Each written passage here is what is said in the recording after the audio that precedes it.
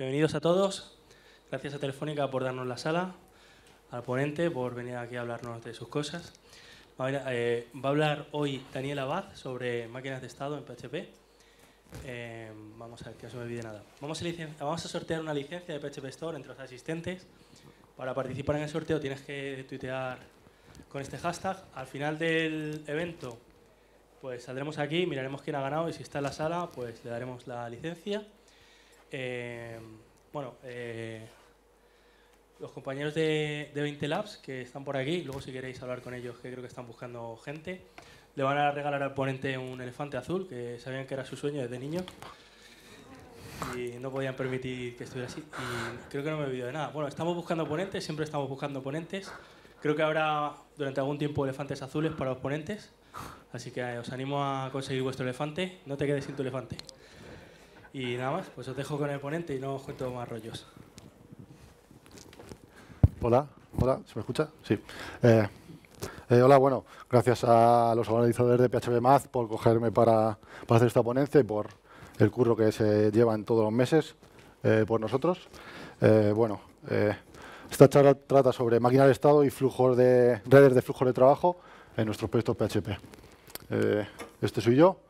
Esa es mi página de GitHub, mi Twitter, y actualmente trabajo como Senior Software Developer en Digiland.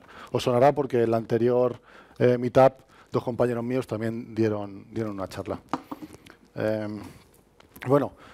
¿Por qué implementar máquinas de estado y flujos de trabajo en nuestros proyectos de PHP? Pues bueno, ¿cuáles son los tres principios más importantes de la programación? Pues bueno, yo creo que la abstracción y la abstracción, ¿no? Es una manera muy buena de abstraer una parte del proceso de negocio y de nuestros proyectos. Vamos a coger un poco de teoría, perdonadme. ¿Qué es una máquina de estado? Pues es un modelo computacional que se usa para diseñar programas y secuencias de circuitos lógicos. Está concebido como una máquina abstracta que puede estar en uno de un número finito de estados, es decir, puede estar solo en uno de 7 o uno de 5, no en varios a la vez. No se permite la ambigüedad, la intuición humana no es para ellas, la máquina tiene que seguir instrucciones, ¿vale? Para cambiar de un estado a otro siempre es mediante un evento o una condición, ¿vale? Conceptos importantes, no sé si la imagen se ve muy bien. Es una máquina de estado muy simple, ¿vale? Una puerta que se abre y se cierra. Conceptos importantes, que es un estado, la puerta puede estar abierta, puede estar cerrada, las transacciones, abrirla o cerrarla, y los eventos o las condiciones de la transacción, pues que alguien vaya, coja el mango de la puerta y la abra, o que la empuje y la cierre, tan simple como eso. Las acciones de entrada y de salida simplemente son las flechecitas que veis que van o bien hacia afuera o bien hacia adentro de un estado. A veces puede haber varias que salen o que entran, aunque solo una puede darse a la vez. Esto no es nada nuevo, ¿vale? Lleva décadas estudiándose, simplificándolas. Si queréis leer sobre ello hay un montonazo de tipos de máquinas de estado, etc. Algunos en la universidad seguramente ya habéis estudiado un poco sobre ello. Están entre nosotros, ¿vale? Se utilizan para parsear lenguajes, como protocolo de comunicación, para describir redes neurológicas, para describir partes simples del lenguaje natural, para muchas cosas, ¿vale? De hecho, están más cerca de lo que pensáis, porque una máquina de estados puede modelar un grandísimo número de problemas que nos podemos encontrar en nuestro día a día. Como veis aquí, por ejemplo, un semáforo podría ser simplemente una máquina de estados, de 3 estados, donde los colores señalan los estados, un contador cuenta los segundos, cuando llega a X segundos se lanza la transacción y cambia a verde, amarillo o al que le toque, depende de la lógica. Además, ayudan muchísimo el diseño del proceso. Si montáis un grafo de una máquina de estados para una parte de vuestro proyecto, de vuestro proceso, pues seguramente alguien solo que ver ese grafo ya se puede hacer una idea bastante acertada y aproximada de lo que se está moviendo ahí. Además, tenerlas implementadas hace mucho más fácil que podáis debuguear, encontrar los puntos de fallo, etc. Bueno, si creíais que esto es la teoría, lo siento, pero hay un poquito más. ¿Qué es una red de flujos de trabajo. Pues intenta representar un trabajo humano complejo y dividirlo en pasos, ¿vale? Es una subclase de las redes de Petri que intenta modelar eso, pues actividades, ¿vale? Y procesos. Pero claro, ¿qué es una red de Petri? ¿Qué es esto? Pues bueno, así solo un poco introductorio, porque es también algo muy para meterse a fondo si queréis. Pues es un lenguaje de modelado matemático, ¿vale? Que sirve para diseñar y explicar sistemas distribuidos, que se basa en posición, transacción, ¿vale? Una posición sería un circulito y una transacción sería lo que veis ahí como rectangulitos, ¿vale? Los arcos solo pueden ir siempre de una posición a una transacción o de una transacción a una posición, no pueden ir del mismo elemento a otro igual. Aunque ahora vais a ver aquí cómo funciona, veréis que nunca se queda atascado en una transacción. Donde sí se puede quedar es en una posición, ¿vale? Eso sería una red de Petri muy simple, donde dos elementos van pasando de un lado al otro, ¿vale? Y ahí tenéis otro ejemplito de bueno, algo que se puede dibujar con ellas. Lo curioso de las redes de Petri, pues que permiten estructuras, algunas incluso complejas. Puedes hacer secuencias, puede generar conflictos, confusiones, concurrencias, sincronización. Si queréis meter aquí podéis hacer cosas bastante avanzadas, la verdad. Retomando la definición de los flujos de trabajo, es una red de Petri, como he dicho, ¿vale? En vez de tener posiciones y transacciones, lo que vamos a hacer es que vamos a asignar a las transacciones actividades o tareas y a las posiciones la vamos a asignar post condiciones, ¿vale? Anteriores y siguientes. Por poneros un ejemplo, queremos dibujar una cadena de montaje de un coche, por ejemplo. En un flujo de trabajo, el empiece de toda la cadena de montaje sería una precondición y finalizarlo sería una condición pasada, o sea, una postcondición, perdón. Entre medias teníamos muchas subtareas, como montar el circuito eléctrico, el chasis, etcétera, que serían subprocesos que también tendrían un punto, una condición pre y otra post. Los flujos de trabajo, además, tienen la agregación de que añaden un punto de entrada y un punto de salida, aunque a veces pueden ser cíclicos, ¿vale? Conceptos importantes sobre los flujos de trabajo. Las posiciones son los círculos que veis, las transacciones son los cuadraditos o rectángulos. Los arcos son las flechecitas, como ya os he explicado, y el marking sería lo que vendría a ser el estado de la máquina de estados, pero el marking puede ser varios en un flujo de trabajo. Es decir, si hacemos un proceso en paralelo, el marking puede estar formado por las diferentes posiciones en las cuales cada proceso se encuentra en ese momento. Luego lo veréis más claro. Beneficios que aportan los flujos de trabajo, pues también pueden representar un montonazo de actividades de negocio y de procesos, de patrones repetibles. Se pueden separar en subprocesos o en una secuencia de operaciones y están muy relacionados en cómo la gente trabaja y cómo las empresas manejan la información. Igual que las máquinas de estado, si dibujáis un grafo y lo documentáis en el proyecto, alguien nuevo puede echar un vistazo y se va a enterar muy fácil de lo que está pasando ahí. Es incluso más fácil de debuguear y de encontrar puntos de fallo que las máquinas de estado. La máquina de estado al final tiene muchas condiciones, un workflow es más ir hacia adelante y ver qué está pasando. Resumiendo, y aparte también comparándolos, y viendo las diferencias, la máquina de estado solo puede estar en un estado. Un flujo de trabajo puede estar, su marking puede definir que está en varias posiciones de todo lo que es el flujo. Las máquinas de estado solo tienen una puerta de salida, es decir, el estado solo puede salir hacia otro estado cogiendo una de las transacciones posibles, mientras que en el workflow puede haber puertas paralelas, inclusivas, exclusivas, etcétera. Las máquinas de estados pueden ser cíclicas, puede ser un loop que esté siempre funcionando, mientras que los flujos de trabajo suelen ser acíclicos. De un principio a fin, queremos que algo que no está hecho se haga. las máquinas de estado pueden tener transacciones con el mismo nombre. El flujo de trabajo no tiene sentido. Para poner esto más con un ejemplo, si pensáis en algo que pueda... una cinta de vídeo, por ejemplo, si tuviéramos una máquina de estados que controla el play, el pause, el stop, las dos transacciones que irían del pause y el stop al play serían play. Es lo mismo, las condiciones van a ser las mismas, que arranque la película, arrancará desde el principio o de donde estamos, pero va a arrancar. Bueno, yo creo que ya ha sido suficiente teoría, espero no haberos aburrido mucho. ¿Cómo reconocerlas? Vamos a hacer que esto sea usable. Pues la manera de reconocerla es, si en vuestro modelo tenéis una columna que es estado, creo que os está pidiendo algo parecido. Si usáis muchos booleanos como pagado, publicado, si usáis timestamp nulos, si tenéis entradas que solo son válidas por un periodo de tiempo, una suscripción, algo de ese estilo, si tenéis un proceso de aprobación, rechazo en vuestros negocios, en vuestros proyectos, suelen ser indicativos de que necesitáis trabajar con máquinas de estado o flujos de trabajo. ¿Alguna vez habéis visto esto? Seguro que sí. Habéis llegado a una empresa y habéis dicho, ¿qué cojones es esto? Un estado ahí con una tabla tipo a todos los estados. O habéis visto, coño, tengo una suscripción y tengo ahí un montonazo de fechas y booleanos que es un infierno.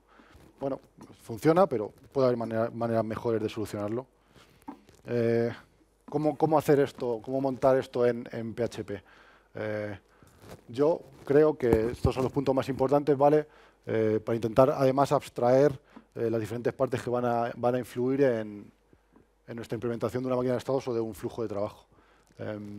Muy importante encapsular la lógica del grafo, perdón. Básicamente es encapsular dónde estoy, hacia dónde puedo ir, de dónde pueden venir y poquito más. Ahora veréis con un ejemplo que es muy simple. Y luego intentar diseñar una buena arquitectura alrededor. Si empiezas a programar una máquina de estados, un flujo de trabajo, puede ser algo muy complejo, puede ser algo que se puede ir complicando muchísimo. E intentar abstraerlo también y separarlo es muy importante. Es muy importante ver cómo vamos a representar lo que anteriormente hemos criticado en el modelo. Encapsular cuáles son las condiciones de la transacción que hay que comprobar para ver si una transacción es posible o no. Llamadas a bases de datos, conexiones con Amazon, lo que queramos. Luego, además, tenemos que encapsular la lógica de los movimientos, es decir, a qué condiciones se va a llamar cuando la máquina de estados o el flujo de trabajo esté en una posición, porque la lógica va a ser algo tonto, no va a ser algo que pueda decidir qué condiciones hay que comprobar en cada momento. Y luego, como agregados también, es muy importante tener en cuenta si vuestra máquina de estados o flujo de trabajo necesitan los eventos y la automatización. Si tenéis una máquina de estados corriendo suscripciones, pues a lo mejor queréis que, llegado el día del fin de suscripción a las 12 de la noche, pues tengáis un cron ahí que le diga a la máquina de estados, actualízate y reconócete y reconoce qué tienes que hacer porque mañana este tío no ha pagado por acceder al sitio. Y luego, muy importante también, como no, testear y documentarlo. Estas son unas cuantas librerías para el primer punto, para encapsular la lógica del grafo, ¿vale? La primera está escrita en PHP plano, es bastante actual y muy mantenida. La segunda es un bundle que hace de una capa por encima de la primera, para usarla en Symfony. Los otros dos que he encontrado son los que más me han llamado la atención, pero son muy viejos. Es decir, no sé si alguno a lo mejor lo están utilizando, si conocéis alguna otra, pues luego me lo decís. Pero vamos, de hace 2 o 3 años no se da mucho soporte. El repositorio que tenéis abajo del todo es el patrón estado, explicado por Sebastian Bergman, y me parece muy interesante. Si queréis echar un vistazo, en PHP plano y bastante simple, con un par de clases te explica un poco más de todo este rollo. Como librerías para encapsular el flujo de trabajo, antes de nada, perdonadme si he estado un poco centrado en Symfony, pero es como lo que yo trabajo habitualmente. Es lo que me encuentro más cómodo y no he encontrado muchas más fuera, por lo menos actualizadas, como os digo. Para el flujo de trabajo pues tenéis el componente para la 3.0 que está pendiente de salir, el enlace hacia la 2.x, que es de Fedach, otra parte que está muy bien, que es el de Lexic, y luego el de abajo uno de G que encontró, pero igualmente hace casi 2 años y medio que nadie hace nada ahí. Abajo de todo tenéis un repositorio de un tío que se ha ido bastante la olla porque ha montado una red de Petri y como os he explicado antes y os he dicho que puedes hacer un montonazo de cosas, parece que con esa librería puedes hacer un montonazo de cosas igual. Si queréis juguetear con ella, parece que os vais a meter en el fango, pero bueno, si os gusta y os ha gustado, se puede hacer muchísimas cosas. De todas maneras, si alguna de estas librerías no os gusta, una vez que conocéis una y la miráis por dentro, son súper sencillas. Es decir, las dos más actuales, estamos hablando de la de máquina de estado y el componente de workflow, tiran de un YAML de configuración en el cual es muy simple. Podéis ver que tenéis los estados y las transiciones, de dónde vengo y a dónde voy. Y eso al final lo que monta es un array asociativo, no tiene más. Y en el workflow es lo mismo. Luego tendrás que montarte unas clases que serán muy parecidas a estas, con funciones prácticamente iguales de a dónde puedo ir, aplícame esta transacción, dame el estado, dame el marking, el grafo, etcétera. ¿Vale? Si queréis implementar la vuestra, yo os animo porque es bastante simple, la verdad. La única diferencia que en el workflow tenéis que tener en cuenta que tenéis un marking, por lo cual toda comprobación tiene que ser una iteración sobre sus las diferentes posiciones de su marking. Bueno, vamos con el ejemplo, para que entendáis un poco mejor todo este embrollo. Vamos a hacer un videojuego, ¿vale? Muy simple. Esta sería la máquina de estados que va a haber en el videojuego, ¿vale? Tenemos a un tío que está buscando jarana. Cuando hay un enemigo cerca, pues le atacará. Si el enemigo huye, tendrá que buscarse a otro. Si el enemigo contraataca, pues intentará esquivarle. Si después le ataca el enemigo sigue queriendo, pues le pegaremos y con marcado un porcentaje, cuando nuestros puntos de vida sean bajos, buscaremos auxilio y cuando lo encontremos, pues volveremos a buscar lío. Este es el workflow que vamos a implementar en el videojuego, ¿vale? Para que la máquina de estados pueda empezar, va a ser necesario que el protagonista, el jugador, cree una espada. Empezaremos en un estado inicial, nuestro objetivo será forjar la espada. Tendremos que aprender a forjar armas en general, a forjar la receta el patrón de la espada, y necesitaremos hierro y necesitaremos cuero para el mango o por poner otra cosa. ¿Cómo he configurado yo en este ejemplo las librerías? ¿Vale? La parte de arriba es ya más específica de cada librería, qué clase voy a utilizar. No lo he dicho, pero también está montada en Symfony, la demo, ¿vale? Es con lo que yo me siento más ágil. Es algo complejo de montar y no sabía si me iba a dar mucho tiempo a montarlo en PHP plano para poder enseñaros a todos si queréis. Disculpadme, pero es en lo que yo me siento ágil. Como veréis, la configuración es muy simple. Tenemos los estados, las transacciones y en el workflow lo mismo, todas las places y las transiciones posibles, ¿vale? De los grafos. Los modelos. Ya tenemos encapsulada la lógica del grafo, ¿vale? Ahora vamos con los modelos, pues. Yo recomendaría que no usáis tablas tipo, al menos para la máquina de estado y luego workflow, luego si os sirven para otra cosa, pues perfecto. No penséis que meter una columna en un enum va a solucionar el tener una tabla tipo. No soy muy partidario. Es tan fácil como montar para el estado un campo de tipo texto y para el marking uno un poco más largo. Diferentes ORMs o implementaciones harán que ese onText se convierta automáticamente en un JSON, un array, lo que necesitéis, para manejarlo más fácil, ¿vale? Aparte, muy importante, cuando estamos en un modelo relacional, muchas veces intentamos replicar lo máximo de la lógica de negocio en nuestra base de datos, para intentar tener un punto más de fallo. No lo intentéis con la máquina de estados y los flujos de trabajo, es decir, dejar que el código y las clases que se encargan de eso hagan todo, porque si no os vais a meter en un embrollo. Es mi recomendación. Simplemente usar vuestra máquina de estado y flujo de trabajo, usarán los atributos de tu modelo, el varchar y el onText que hemos definido. Este es el esquema de la demo, ¿vale? Aunque la máquina de estado parezca simple, hay muchas condiciones que afectan, ¿vale? Tenemos personaje jugador que tiene ciertos objetos que tienen un marking que nos dirá cuándo está construido o no. El estado está en el personaje jugador. El personaje estará en un mapa para ver si hay un enemigo cerca o no. Tenemos otros jugadores en otros mapas o en el nuestro. Los objetos pues, necesitan un oficio para para construirse y el jugador tendrá que aprender ese oficio para poder construir el objeto, ¿vale? Además, tendrá que comprar o adquirir ciertos materiales. No hay mucho más. Otro punto, las condiciones de las transcripciones. Esto me sirve para los dos modelos. Yo en Symfony, por ejemplo, lo uso validators. Me lo encapsula muy bien, lanzo mis violations, me pongo mis mensajitos, lo recojo arriba, informo de lo que está pasando y es bastante simple, ¿vale? Si alguien ya ha jugado con estas librerías, con las dos que yo uso, la de WinSub y la del componente de Symfony 3, diréis, bueno, ¿por qué no usas los eventos? La librería. Yo personalmente no lo recomiendo, después de meterme muy a fondo. La librería de WinSub para la máquina de estados ya ha metido un tipo de eventos que sea parable, o sea que puedas parar la ejecución, pero ahora mismo no lo tiene, por lo cual controlar eso es un jaleo. Y en el componente de Symfony, pues se han hecho un jaleo ahí bastante serio. No sé si tienen muy claro lo que están haciendo, pero básicamente, como podéis haber visto en la clase anterior, en la interface, tienes un can, tienes un apply y tienes un dame las transacciones posibles.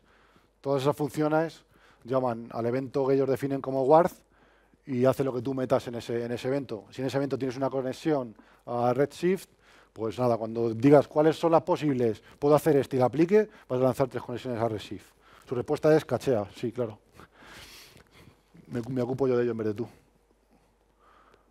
También podéis, si queréis, meter la lógica en repositorios, en modelos, donde queráis. Básicamente, intentar encapsular las condiciones y que se tiene que comprobar.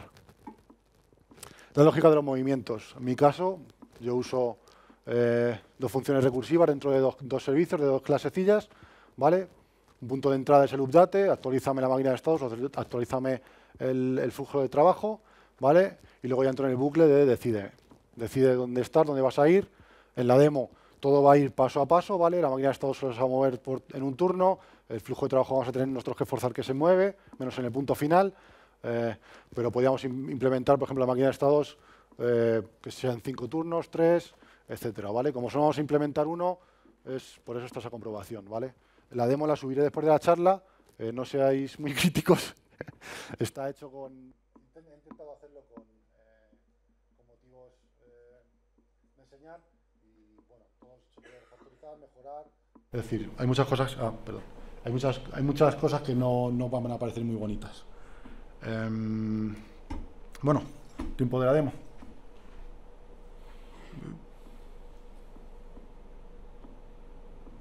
Pues nada.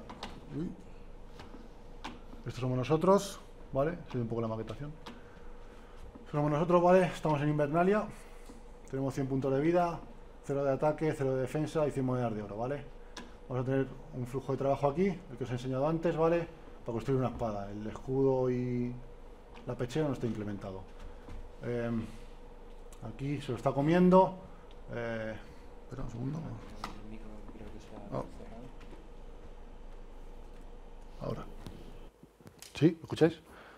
Vale, ahora aquí se ve. Aquí tenemos el entrenador que nos enseña a hacer armaduras y armas y materiales, que está el cuero, que es lo que necesitamos, ¿vale? Esta es la máquina de estados con un turno y aquí la consola nos irá dando mensajes, ¿vale? Pues nada, yo me quiero ir a pegar ya directamente. Bueno, la máquina de estados te recomienda que antes de iniciar construyas una espada. Pues nada, vamos a construir la espada. Para realizar la primera transacción tengo que adquirir el conocimiento. El conocimiento es Weaponsmith. Como el jugador no lo tiene, pues nada, lo compramos. Se me restan las monedas. Si quisiera, yo podría haber hecho que esto ya se moviera automáticamente, pero para que lo veáis, pues ahora se mueve, ¿vale? El jugador ha adquirido el oficio necesario para construir una espada. Muy bien. Aquí empezamos a construirla de verdad, ¿vale? Aquí esto no requiere ninguna condición. De aquí se puede haber ido directamente ya a estas 3. Por lo cual, si yo pincho, ya vamos a estar... ya va a estar el jugador intentando aprender el patrón, recolectando el hierro y pidiendo cuero, ¿vale? Estas 2 transacciones son tiradas de dados, ¿vale? Esta depende de que la compres. Aquí en estas transacciones, como os he dicho, podéis meter lo que necesitéis, lo que vuestro proyecto necesite. Si le doy otra vez, pues nada, como tiene que sacar un 70, saca un 74 y entonces ha aprendido el patrón, ¿vale? No ha sacado suficiente como para conseguir hierro y el cuero no lo tenemos. Pues nada, vamos a comprar el cuero. Ya me he quedado sin monedas. Si intento comprar esto, pues no tengo suficiente dinero. Si vuelvo a intentar comprarla, ya la tengo. Y ahora cuando le doy, esta se va a mover fijo porque lo he comprado. Y esta todavía, pues el tío no está teniendo suerte. Vamos a ver si no tarda mucho en sacar. Ahí está, un 97, ¿vale? Esto sí que lo he hecho automáticamente, ¿veis? Como veis, como aquí, estábamos aquí, o en varios de estos, cuando teníamos los 3, automáticamente ya se ha construido, ¿vale? Y eso ha hecho que nuestro ataque se incremente en 30. A lo mejor es por lo que la máquina de esto nos estaba recomendando, porque ir con ataque 0 a pegarnos no es muy recomendable. Vamos a ver qué pasa ahora si vamos a buscar algún enemigo, ¿vale? Pues nada, nosotros estábamos aquí, ¿vale? Esto ha sido un turno. En un turno el jugador no ha encontrado ningún enemigo en Invernalia, por lo cual se ha movido al desembarco del rey, ¿vale? Se ha encontrado con este jugador, que es un pro, que tiene mucha vida y mucho ataque. Y bastante defensa. Hemos empezado una lucha con el enemigo, ¿vale? Hemos sacado un 1, hay que sacar un 50, así que hemos fallado el ataque. Muy bien. En el siguiente turno contesta el otro jugador. El otro jugador ha atacado, ha devuelto el ataque, ha sacado otro 1 también. Y ha fallado el ataque, ¿vale? Hemos esquivado. Como el enemigo sigue queriendo atacarnos, pues nada, volvemos, la máquina de estado sigue reconociendo. Ahora hemos sacado un 93, pero hemos quitado un punto de vida. Nada, nuestro ataque menos su defensa hace que no lo hagamos mucho. Entonces, otro turno, él me ataca, ya me da, me pega un ostión, ¿vale? Me deja 20 de vida. Como yo he puesto la condición de que en esta transacción, si nuestros puntos de vida son un 40% de nuestra vida inicial, vaya a buscar auxilio, pues nosotros, nos vamos a buscar auxilio, ¿vale? Nos hemos movido para allá y en el siguiente turno tenemos que tirar un dado hasta que saquemos un múltiplo de 3. Tarde mucho. Y que nos curará, ¿vale? Hemos encontrado ya llevar medicinales, hemos sido completamente curados, tenemos nuestra vida, vamos a buscar a otro. Ahora nos hemos encontrado con el otro, que se encuentra en la demo. Gracias, demo, porque es aleatorio. Hemos sacado un 90, que era un 50 requerido, y hemos quitado 30 puntos de vida, porque el noob está empezando también como nosotros. El noob se ha asustado y ha dicho yo me largo, ¿vale? Pues como ya él ya está en Invernalia y nosotros en Desembarco del Rey, como el enemigo está afuera, esta es la transacción que se realizará. Y volveremos a buscar a otro, ¿vale? Ahora nos encontraremos con el pro porque es el único que queda en esta zona del mapa, por lo cual deberíamos intentar construir algo más antes de seguir pegándonos, porque si no, la cosa no va a ir bien. Bueno, hasta ahí la demo. Espero que os haya gustado. Lo que hemos hablado antes, los eventos y automatizaciones. Depende cómo implementéis esto en vuestros trabajos, vuestros proyectos. Puede ser necesario que tengas que meter crones, que están actuando con cierto tiempo. Puedes tener que reconocer cambios en otros modelos, que tengan que lanzar algún evento hacia la máquina de estados para que diga actualízate porque ha cambiado algo que a ti te influye. Las transiciones, que la máquina de estados cambie, también puede ser necesario, o sea, puede implicar cambios. Llegar a un determinado estado o salir de un determinado estado puede implicar cambios en otros lados. Y luego es muy importante loguearlo todo, porque si no va a ser difícil de trazar. Por poneros un ejemplo, en mi actual empresa utilizamos máquina de estado y flujo de trabajo, ¿vale? Y para nosotros la máquina de estado depende del flujo de trabajo. Hasta que el flujo de trabajo no dice que una cierta entidad cumple un montonazo de configuraciones, etcétera, la máquina de estado no puede empezar a correr.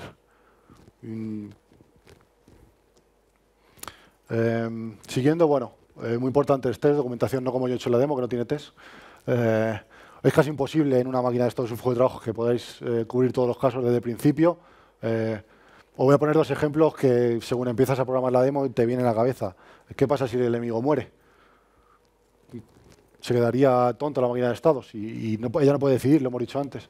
¿Y qué pasa si mientras que yo estoy intentando esquivar el enemigo se pira? Tendría que haber una transacción que me fuera al inicio, cuando estoy buscando enemigos.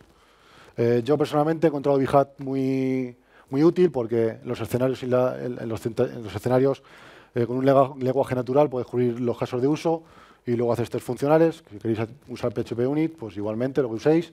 No os recomiendo meteros a hacer test unitarios isolados. Yo considero un test unitario isolado donde solo se...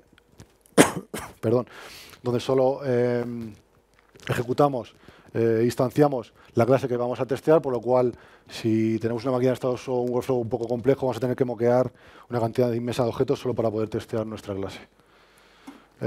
Como os he puesto un ejemplo, ¿por qué no mezclarlos? En la demo, si os habéis fijado, tiene mucho sentido que mientras que yo estaba viendo la máquina de estados de un jugador, viera debajo la máquina de estado del enemigo. Seguramente cuando yo estoy en evading, él estuviera en attacking y viceversa. Es decir, además podemos hacer que máquinas de estados se comuniquen entre ellas o reaccionen entre ellas. Como bien pone aquí, la parte final de un workflow, que algo ya esté construido, puede implicar que la máquina de estados pueda realizar una transacción.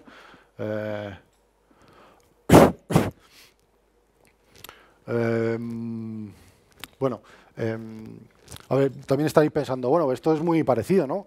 Si yo en un workflow puedo implementar algo, una secuencia, eso es una máquina, eso podría ser ambas cosas, puede ser una máquina de estado o podría ser un flujo de trabajo, ¿no? La de abajo no, porque tiene un procesamiento en paralelo. Bueno, hacedlo como queráis, yo recomiendo que penséis muy bien cómo va a ser a futuro. Si tenéis algo tan simple como lo de arriba, pensar si eso en algún momento va a crecer y va a convertirse en algo que necesite procesamiento en paralelo, porque si lo montáis con una máquina de estado y luego tenéis que moverlo a un flujo de trabajo, va a ser un dolor. Bueno, la charla ya está, espero que os haya gustado. Mi primera charla, perdonadme si me he puesto nervioso o no la he sabido llevar muy bien. Y si tenéis alguna pregunta, pues estaré encantado de contestarlas.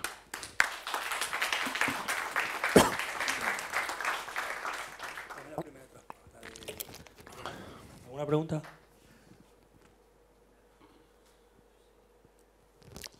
Te voy a hacer una con los flujos.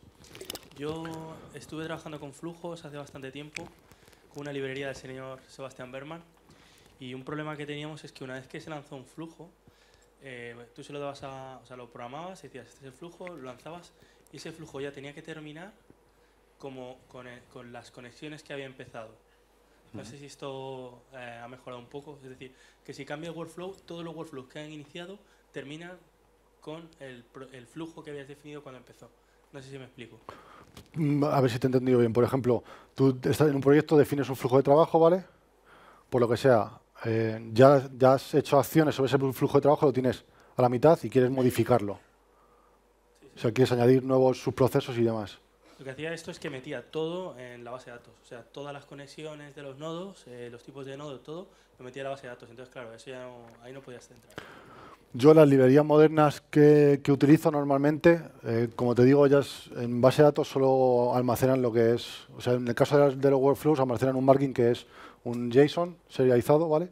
Y cuando tú lo pasas a un array y solo te va a decir las posiciones donde estés. La base de datos no almacena nada más. La configuración de la librería, ese YAML que has visto, te lo voy a montar como tú quieras, aquí es en YAML, al final es un array asociativo que se monta al vuelo. En cada ejecución del programa vas a tener algo, la librería, por ejemplo, que te va a coger ese YAML y te va a montar al vuelo un servicio donde vas a tener esa configuración. Es decir, las funciones que comprueban a dónde estás, dónde puedes ir y demás, lo único que hacen es buscar, dame en esta posición cuáles son el from y cuáles son los to. Mientras que cambies esa lógica, podías encapsularlo. Es decir, es que no he visto nada que lo almacene en base de datos, lo siento.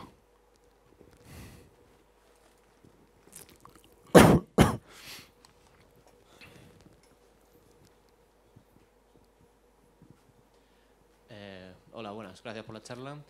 Una duda que me surge es cuando has comentado los casos más o menos probables que pueden ser para usarse máquinas de estado, ¿hasta qué punto podemos evaluar el usar una máquina de estado? O sea, ¿qué costoso puede ser? Porque a lo mejor ahora nos volvemos locos y empezamos a usar máquinas de estado para todo, ¿sabes lo que quiero decir? Sí. O sea, que el patrón, vale, es bastante razonable, son cosas que es verdad que tienes a diario un poco en tu lógica, pero que ahora mismo, bueno, yo no he implementado nunca, pero que veo que, no sé si es recomendable tenerlo como patrón de uso para implementar todos esos casos más o menos que se pueden plantear, o hay que pensárselo un poco y limitarse un poco a la hora de qué coste puede ser ¿Qué coste podemos tener para poder implementar toda esa lógica? Yo te recomendaría que lo pensaras bien. Es decir, como en el ejemplo de máquina de estados del videojuego, que tienes solo 4 estados, mañana subiré la demo, la voy a abrir. Cuando veas todas las comprobaciones que hay que hacer, acabas liándote y diciendo dónde he metido el qué, cómo no lo encapsulas bien, etcétera. Es decir, piénsatelo bien, documentalo bien y mira si tienes tiempo, porque una vez que te metas va a ser complicado. Nosotros, como te he comentado antes, en la empresa estamos utilizando ambos y nos estamos metiendo en embrollos, porque al final tenemos un sistema orientado a servicios, tenemos máquinas de estados que tienen que llamar a diferentes servicios tienen que lanzar eventos contra otro servicio, todo esto pasa por detrás sin que nadie se entere. Puede ser muy complejo. Mi recomendación es que lo analices bien, mire los casos, mire dónde vas a implementar y lo implementes, si te renta. También te digo que hay casos, por ejemplo, para nosotros, que corremos campañas de marketing, una máquina de estados, para ver si está corriendo pausada o eso, es básica. Yo ahí torcería el brazo y diría, aquí cueste lo que cueste meterlo. Luego ya depende si depende de ti o de alguien más tomar esa decisión. No sé si... Todo también a nivel de desarrollo, también lo dices tú. O sea, una vez que evalúas y que decides implementar esos patrones, pues lo que dices tú, qué costoso puede ser para luego decir, bueno, pues merece la pena, no merece la pena, etcétera, etcétera. Entiendo que depende del negocio, de lo que sea un poco tu proyecto y demás, pero que ahora mismo mirándolo así dices, joder, pues sí, molaría hacer todo esto en máquinas de estado, pero no sé, yo lo que no me planteo es decir, vamos a tirar por aquí. O sea, claro, en la encapsulación eso seguro. Eso te lo vas a traer, porque entiendo que también toda la lógica va en esas clases que vas a definir todos los estados y demás. Entiendo que es donde va toda tu lógica. Sí. Por decirte algo más, mira a ver si en el framework que tú trabajas o en lo que tú trabajas ya encuentras algo que haya hecho que te va a ayudar, te va a quitar mucho tiempo. Si no tienes nada hecho, seguramente también implementarlo sea más costoso.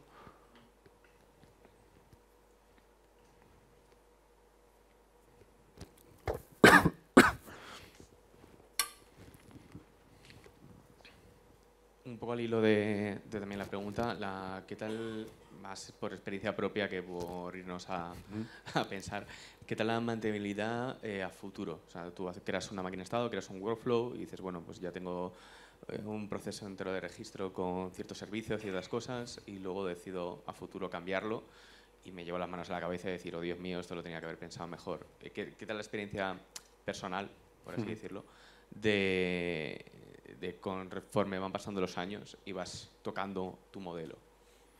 Bueno, nosotros trabajamos con esto hace apenas 2 meses, entonces también somos muy nuevos en ello. Te puedo decir, bueno, por compañeros que no lo ha hecho, al principio es un dolor de cabeza meterse ahí. Una vez que lo metes y lo tienes todo muy claro, tocas fácilmente, pero tienes que tenerlo muy claro. O sea, igual que teniendo un grafo puedes entender cómo está funcionando muy fácilmente, en código ya no es tan fácil de ver. Depende de lo bien que lo hagas, pero si lo haces bien y te queda claro una vez, seguramente lo puedas tocar fácilmente. Si las cosas las tienes bien en cada uno en su lado, si tienes todo ahí metido, va a ser un problema tocarlo como todo. Acaba de ocurrir. ¿La generación de documentación para esto, hay alguna cosa específica dentro de estas librerías que has comentado para mejorar un poco luego la mantenibilidad de documentación, la generación de los grafos o te lo haces todo a mano y ya está? Yo no he visto nada. ¿Tienen generación? ¿Alguno de ellas tiene generador de grafos? Algo muy simple. No he visto nada que te genere documentación, ni casos, ni nada por el estilo. Que yo conozca, a lo mejor otra persona lo conoce. Lo siento.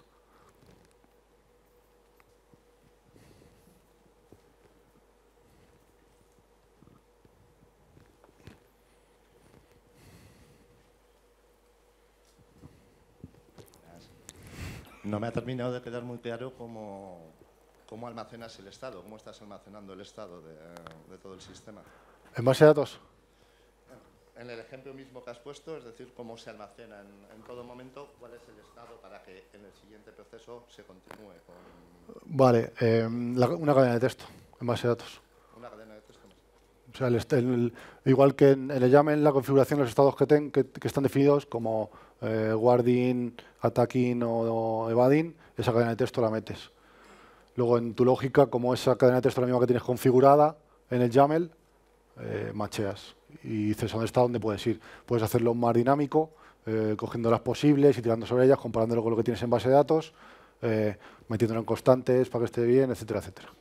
Pero básicamente la manera de almacenarlo es una cadena de texto y un JSON serializado en el caso de los workflows. Gracias.